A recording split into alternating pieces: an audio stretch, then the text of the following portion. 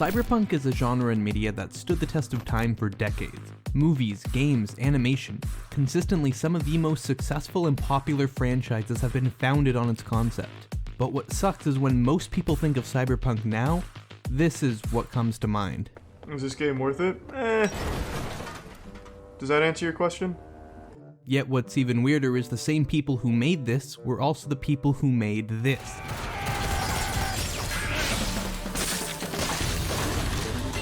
And I gotta admit, thank God they did. Cyberpunk Edgerunners isn't just great for its bombastic action, its over-the-top style and animation, or even its iconic soundtracks, though believe me, they definitely help. What makes this anime stand out as one of the greats is its layered world building and tragic story it tells. The setting of Night City and how it turns each and every one of its residents into victims of its miasma. Poor or rich, this city doesn't care. It will eat you up, shit you back out, and won't even leave a tip. Yet there's one thing that every person of this city holds common. That push to go higher, get more money, have more power, to become a legend. Because if this city is just gonna defile you at every chance, better make the most out of it while you're there. That's where David comes in. David Martinez is similar to many others in the city, living at rock bottom with no real chance to move up. His mom wants him to live that high up life she never had the chance to, but David knows his life is worth as much as his status. That's just the way it is in this city, but that's not what David wants. Slowly, we see him inch further and further from that life, until... Living in Night City with support is still difficult, but living in Night City poor and alone, it's a nightmare. As debt creeps up and the walls of reality start to close in, David makes a choice. That piece of tech my mom had, what if I...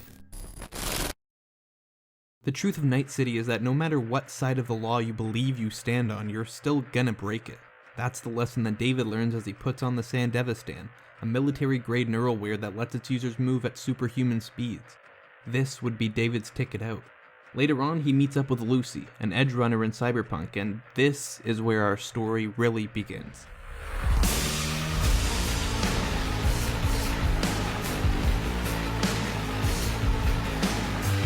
But before we look at that, I want to talk about what really made this story so special to me.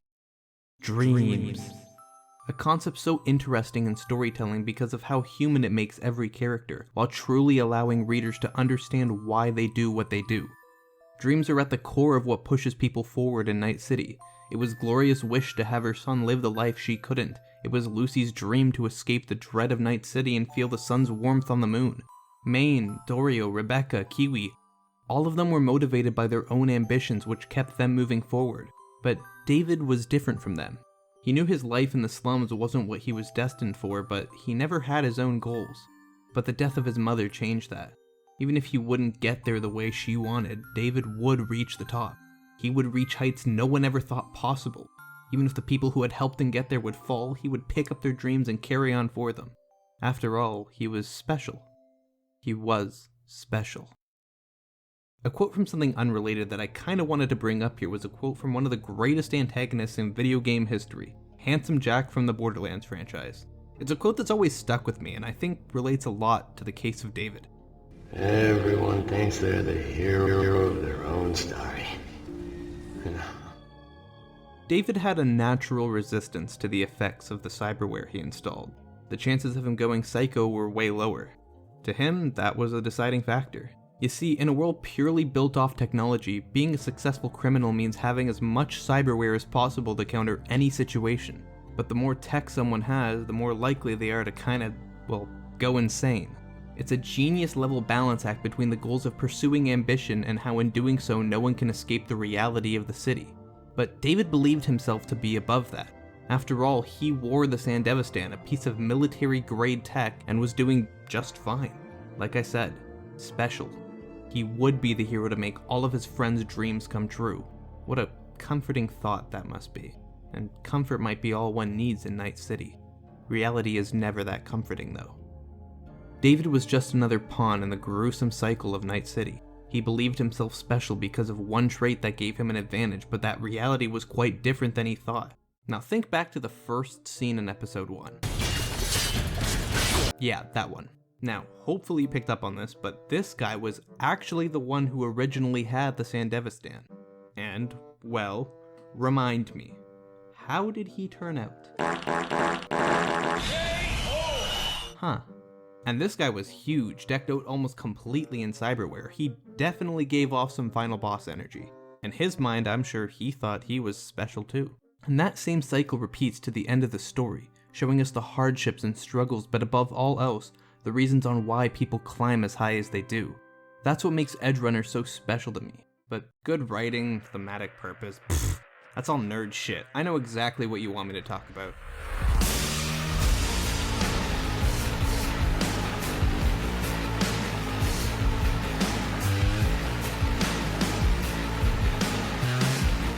The action in this show is nothing less than perfect. Studio Trigger have always been particularly known for making absolutely wild shit play out on screen, but I feel like Cyberpunk really gave them the tools they need to perfect that formula and make something truly special.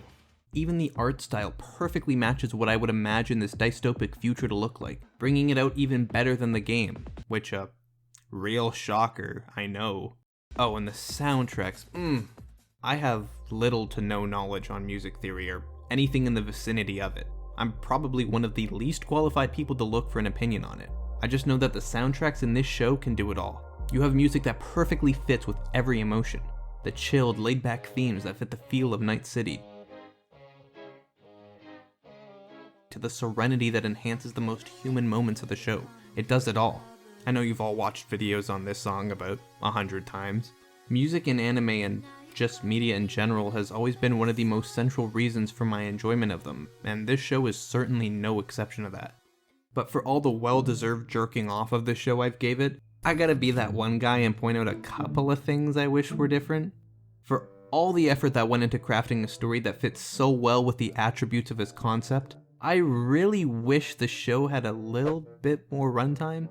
So much shit happened on episode 1 that I feel like some of the most emotional moments didn't really hit as hard as they could have. The death of David's mother was a super important motivator for his future actions, but the time reflecting on it in the first few episodes makes it feel like it was just kinda saddening, and that's it. Some character relationships were just kind of formed off screen, like Rebecca's admiration for David, or even the loss of her brother. Listen, I'm not saying the characters should go out and look for the One Piece, but I think even a couple extra episodes would have helped smooth out some plot lines.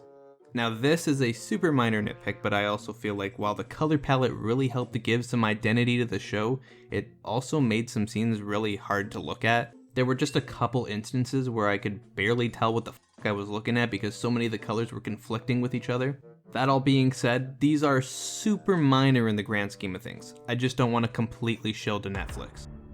So what would I give this show out of 10? Now, I usually don't do this because relegating a piece of creative work to a single number feels kinda limiting. But just for you guys, I'm gonna do this. I am going to give this show the official ReviewRaz rating of a watch the damn show out of right now.